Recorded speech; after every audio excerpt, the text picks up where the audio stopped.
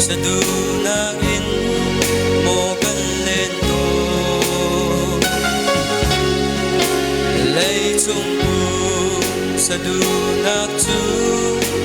tan khat a liam tan la dung zal nun na karau ria kan tuan chang la hui do karau chai rian tuan o kan ngai liu a lấy chung pum sa du na kan pol a chung chan ni a kan ngang lai lâu kan chan tha liam đen trắng ngay chi na chan giống kan ngay mình xua lai lâu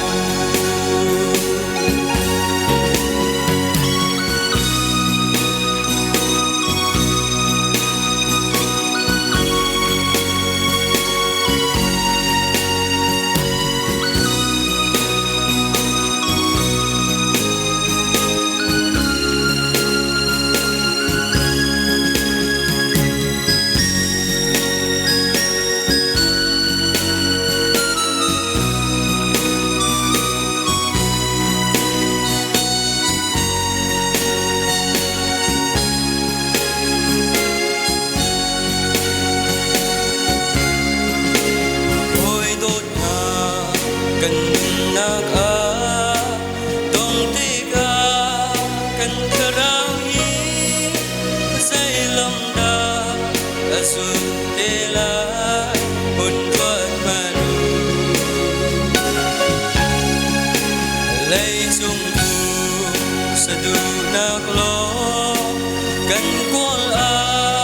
sun hoi tot na li lengin avai ko kan karau chu hoi do karau chai rian tuan o kan ngai liu a lấy chung pum sa du na kan pol a chung chan ni a kan ngang lai lâu kan chan tha liam đen trắng ngay chi na chan giống kan ngay mình xua lai lâu hoi do karau chai rian tuan o kan ngay liu a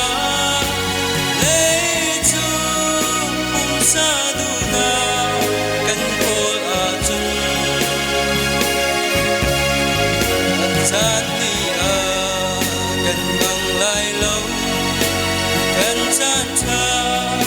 liam đen trắng ngay chi na chan giống kan ngay mình xua lai lâu ngay chi na chan giống kan ngay mình xua lai lâu. Xin được xua la các bạn đã có xem